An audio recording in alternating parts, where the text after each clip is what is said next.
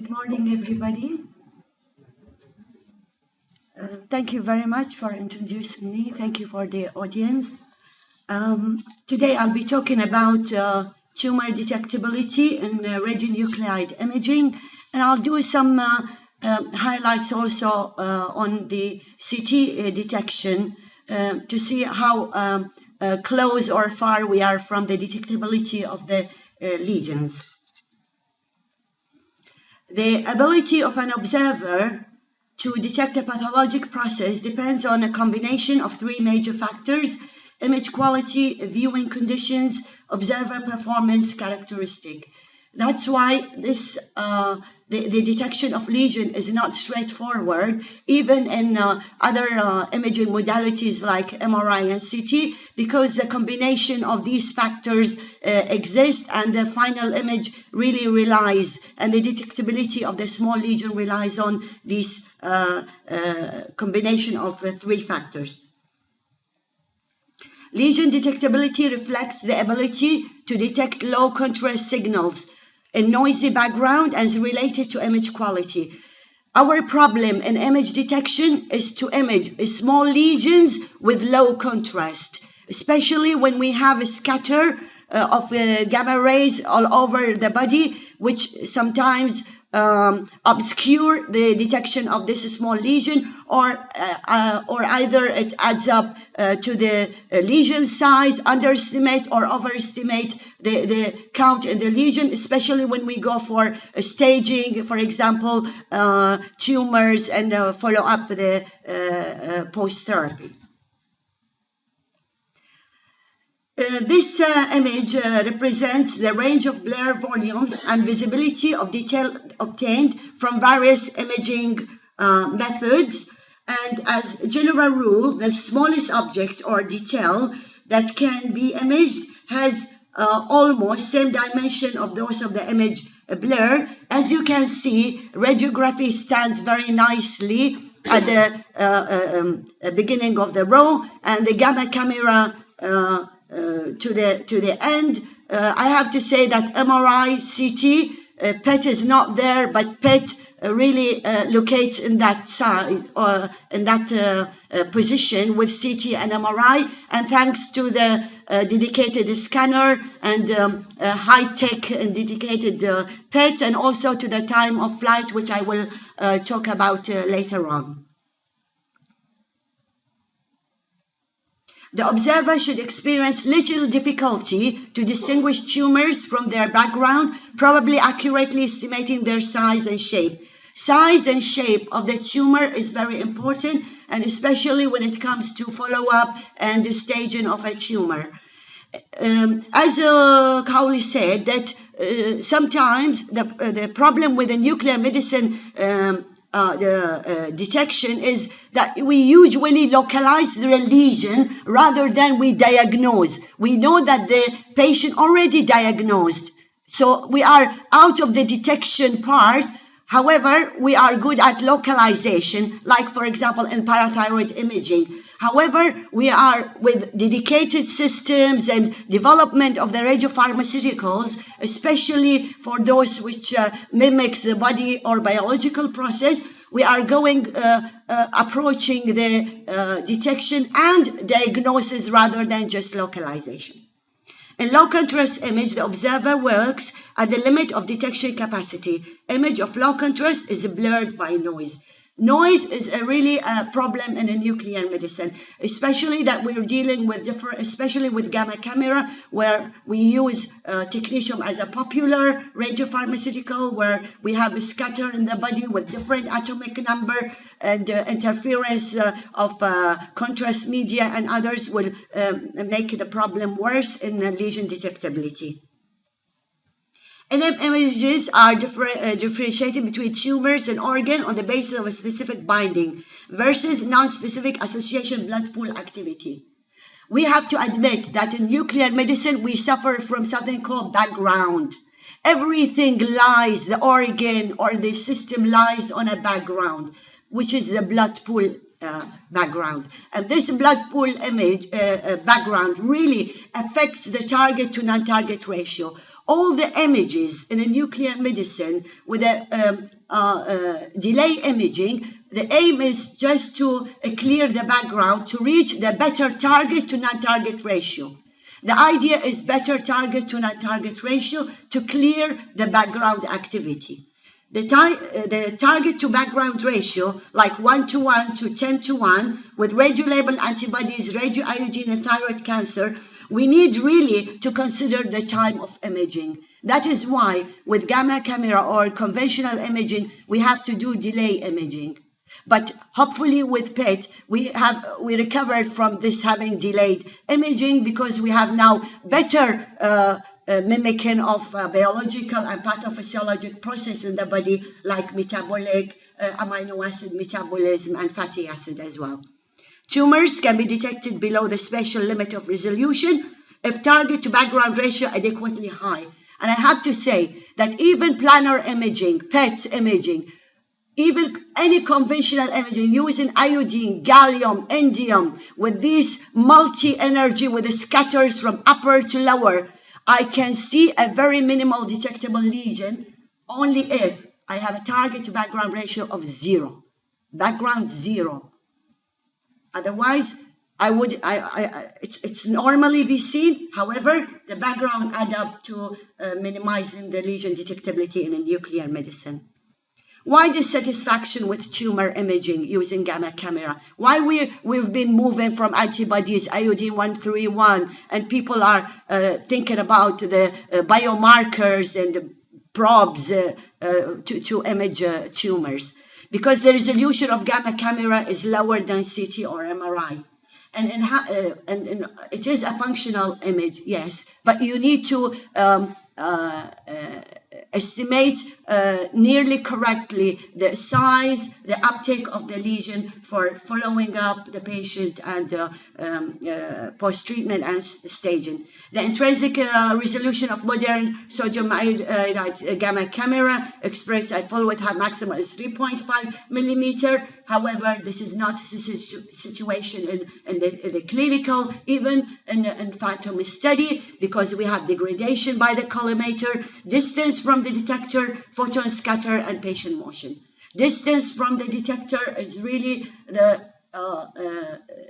factor that really degrades the resolution. That is why we recommend that any study done with conventional gamma camera, please keep as close as possible to the patient. Otherwise, you're going to ruin all the NEMA specification when you order good camera, but your practice is you're not doing the right thing by increasing the distance from the camera to the patient.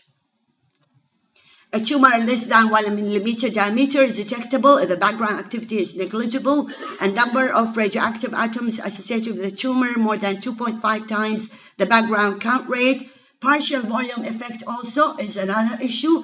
The partial volume effect always underestimate the count in the lesion and blur it. So you have overestimation of the size and underestimation of the uptake. The determination of the limits of detectability of tumors under clinical conditions depend on a tumor to background ratio, the imaging isotope. Of course, if you're using like biomarkers and bioprobes like PET imaging, radiopharmaceuticals, you do better lesion detection, because now you're not limited just with the size uptake of the lesion, but you are following a process and biological activity inside the body. The depth and location of the tumor is very important. That's why we do SPECT versus planar. SPECT has no role has no advantage over planar, only if you want to check deep lesions to remove the planes up and lower. Otherwise, planar image would do very good job, because again, the distance to the patient is very minimal, and sometimes you are just in contact. The total number of counts is very important. because we need to reduce the Poisson's statistical error in the image, and you have to decrease the noise to get the better target to non-target ratio. Property of the gamma camera imaging system, of course, the collimators and different types. The image process, of course, if you don't use collimator, you are on a safe side, and this is why PET using electronic collimation, and we're doing a great job in the lesion detectability. The image processing also, I have to say that it really plays an important role, and I'll explain the experiment we did and how the lesion detectability was really decided by the type of the iterative reconstruction parameters we used. To make sure that this factor really exists, there is the Rose model describes requirement for detection by relating signal-noise ratio to the lesion contrast and lesion area and the count density. And this is the Rose model where you can see the final formula relies the signal-to-noise ratio, relies on the contrast and the count density and the area. Is very important, is the amount of count you collect in a certain area is very important, and this relies will minimize the amount of noise included in your image, as the existence of noise in the image may mislead you with, especially when you have small lesion, and maybe you will be overestimating that area. Another proposal of the proposed equation of the factors affecting lesion detectability by Rokov et al. And again, if you look at the equation, you would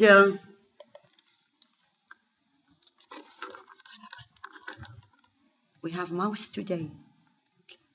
As you can see that the parameters relying on the uptake, tumor to background ratio, again, the tumor volume or the area, the depth as well, the count density in the background, which is the target to non-target ratio, and the tumor mass presented in the gamma image, and linear attenuation coefficient. In fact, just bear with me, concentrate just on the first curve of each graph.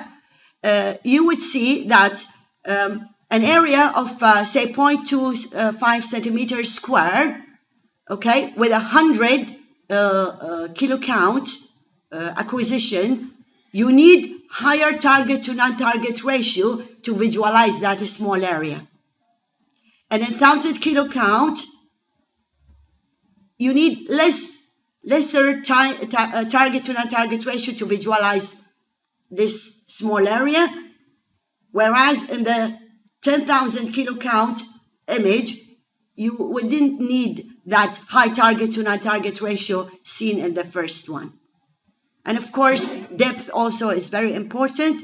Larger size lesions, you don't need high target to non-target ratio. So really the limit of lesion detectability is a debate for a lesion which is small and has low contrast.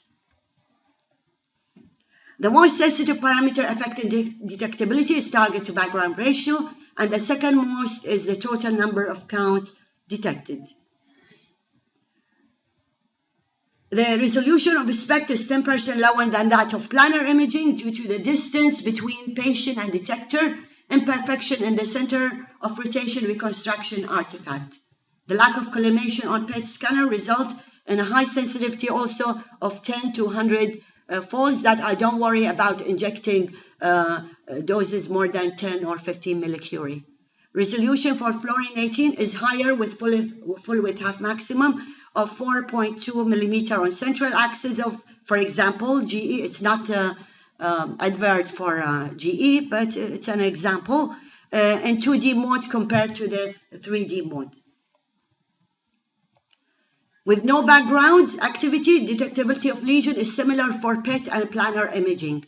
With the presence of background activity, PET can detect objects smaller in size that can be seen by conventional planar imaging, especially in the typical clinical low 3:1 target to background ratio.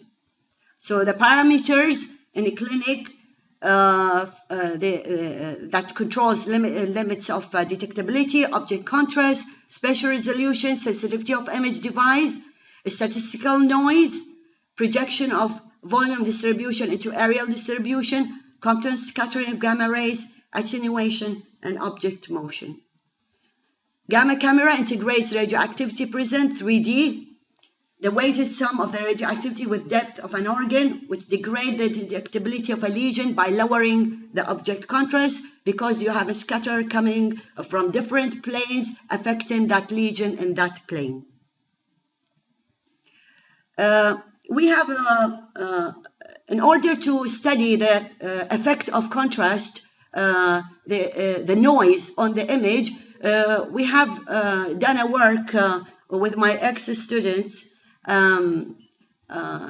assessing the effect of a triple gamma camera, triple photopeak energy of gamma of gallium 67 compared to a dual energy, and using an anthropomorphic chest phantom, and we have built-in lesions in-house, different lesions with different spheres, with a 4 millimeter, 7 millimeter, 14 and 22, with different target to background ratio, in an attempt to study the effect of noise of the third window on the contrast of the lesion. All lesions could, I think I have a missing,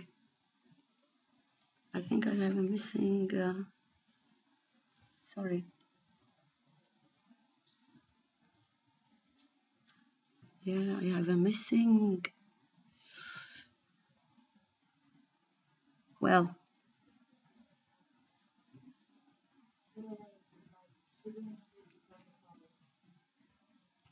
no, there is a missing one. Yeah, I think there is a missing one.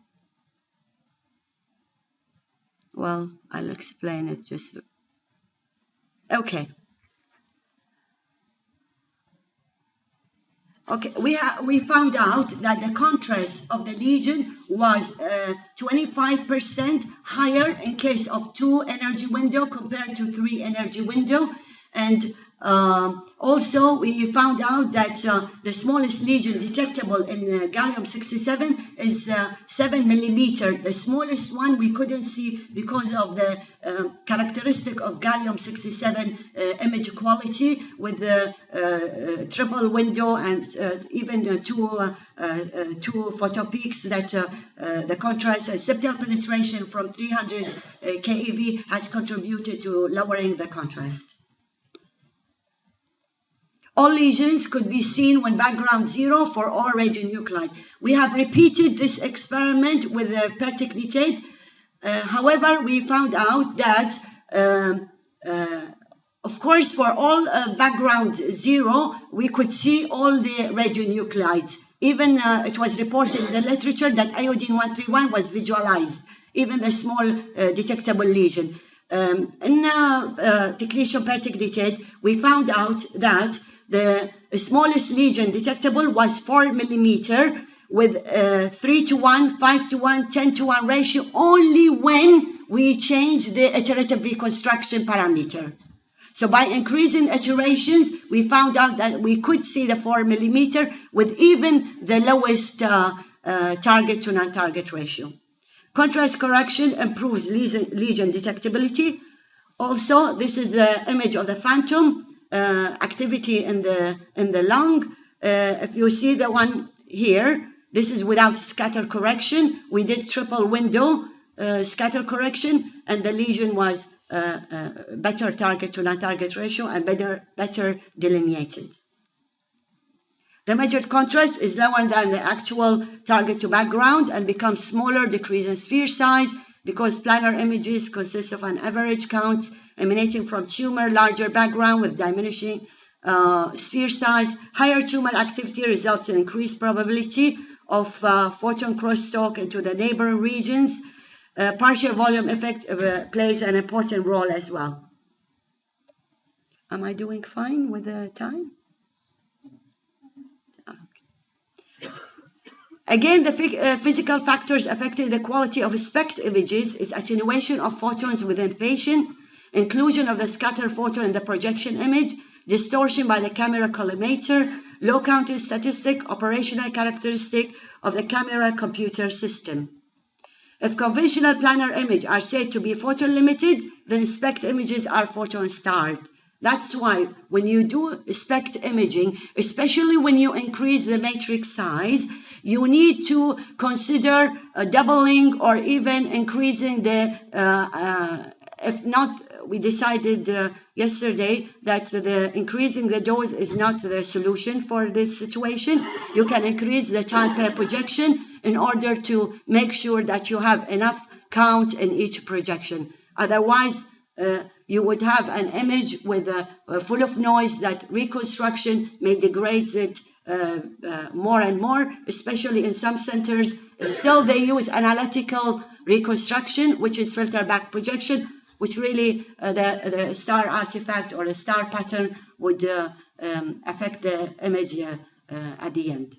The noise level is different from pixel to pixel, greater in the internal portion of the reconstructed image than periphery because of, again, as I said, filter back projection analytical technique adds up noise. When you use iterative reconstruction is better to eliminate noise, but you have to make sure that you use the right subset and iterations, otherwise you're going to add up noise again to your image.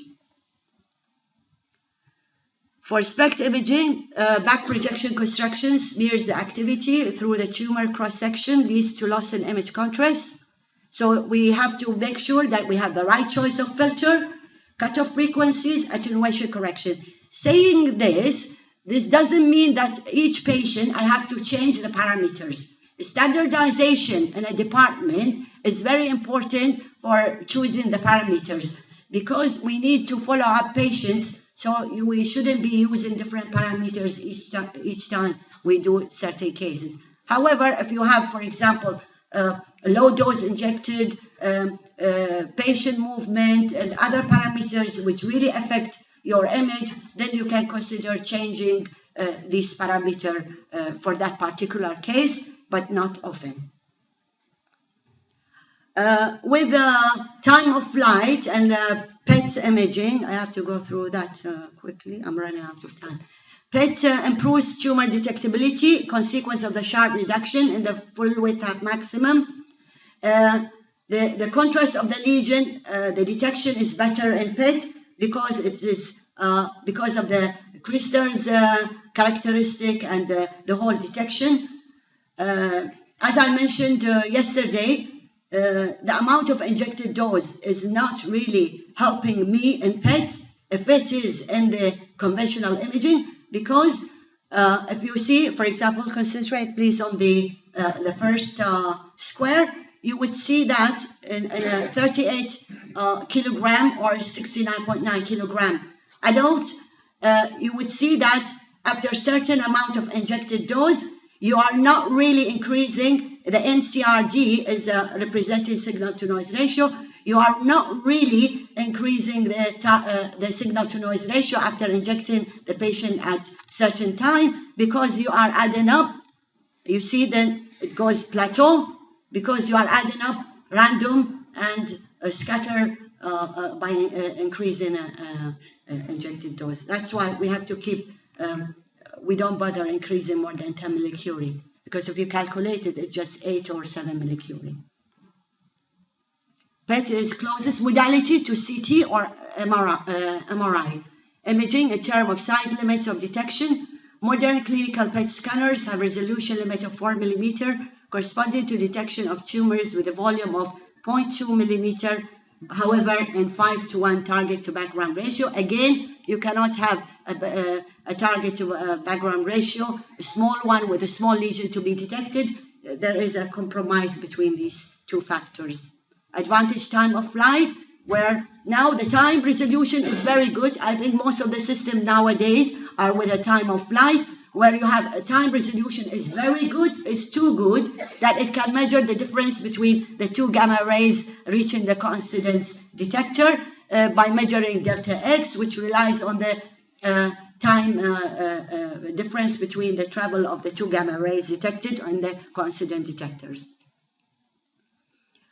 Time of flight also is important in obese patient where you have a large BMI, and it really increases the signal to noise ratio. And a group from Johns Hopkins hospitals have experimented on patients clinically and experimentally on phantoms, and they found out that we have better, if you look at A is non-TOF image, and this is with a TOF image, you see the minimum detectable lesion here and better contrast of a lesion with the time of flight also. And also they tested what I mentioned before is the reconstruction, iterative reconstruction parameter and their effect on the lesion detectability. Sometimes if you look at the lesion where you see it in CT and MRI, sometimes we give up with the current parameter we have, but sometimes we need to play with the, your parameter to detect that lesion. Another example also. So summary of physical factors: photon attenuation, it causes increased noise. Photon, sorry, I repeat that. Yes, photon attenuation would increase noise. Photon attenuation would decrease target contrast. Collimator blurring would increase target area. Collimator blurring, decrease image contrast. Scatter radiation, decrease image contrast, and increase image noise. In 5 minutes, I have 5 minutes? Brilliant. In 5 minutes, I would talk about CT. Why CT is better than us in lesion detectability, or I wouldn't say lesion detectability because functionally we are much better, but with minimal detectable size, because CT relies on linear attenuation coefficient of the tissue. The limit of detectability in CT is a difference in attenuation of about only 5 Hounsfield units, which correspond to difference of 5/10 in X-ray attenuation of one ray through the body relative to the adjacent. So I don't need that discrimination in the attenuation for the lesion to be visualized. The reason for the high quality of CT image is the high photon flux. That is why when we talk about CT, always we talk about radiation dose to the patient. The typical dose delivered using a typical chest CT with and without contrast is 4 rem, corresponding to a fluency of 101 photons per unit area. In CT, mu is dependent on thickness of a material, density of material, atomic number, photon energy. A KVP change will lead to change of structure mu, even if the same structure is being imaged. That is why we do not recommend, if you're doing CT for attenuation correction, to play with the KVP. The CT computer assigns each pixel that contains mu a number known as Hounsfield unit or a CT number. Beam hardening is an issue in CT. This is where the effective energy of the spectrum gets higher because while it's moving through the body, it attenuates the low energy. For example, in a brain imaging of CT, sometimes you see CT of the brain at certain area has 30 to 40 Hounsfield number, CT number. In other area, you might see it minus 30. Because by the time the effective energy gets higher, the mu inside the brain gets smaller because you have higher energy now. Because less attenuation, because the spectrum gets hardened now. Because the mu depends on both material and beam energy, the same tissue at a greater depth has a lower mu, as I mentioned. Scatter is an issue also. Sometimes people think about the slice thickness and increasing the slice thickness. Decreasing slice thickness as an attempt to decrease the scatter is not a good option because you might increase noise in the image. Physical factors affecting quality of CT: spatial resolution, contrast resolution, linearity, noise and artifact, and CT parameter can be manipulated. If you increase MAS or KVP, decrease image noise would decrease, but will increase patient dose. That's why we have to consider playing around with a CT parameter, and we should leave it for the experts. I think I have to skip these slides. Yes, so the compromises in general, an imaging procedure should be set up to produce adequate image quality and visibility without excessive patient exposure or imaging time. In many situations, the variable is changed to improve one characteristic of image quality, such as noise. It often adversely affects another characteristic, such as blur and visibility of detail. Thank you very much.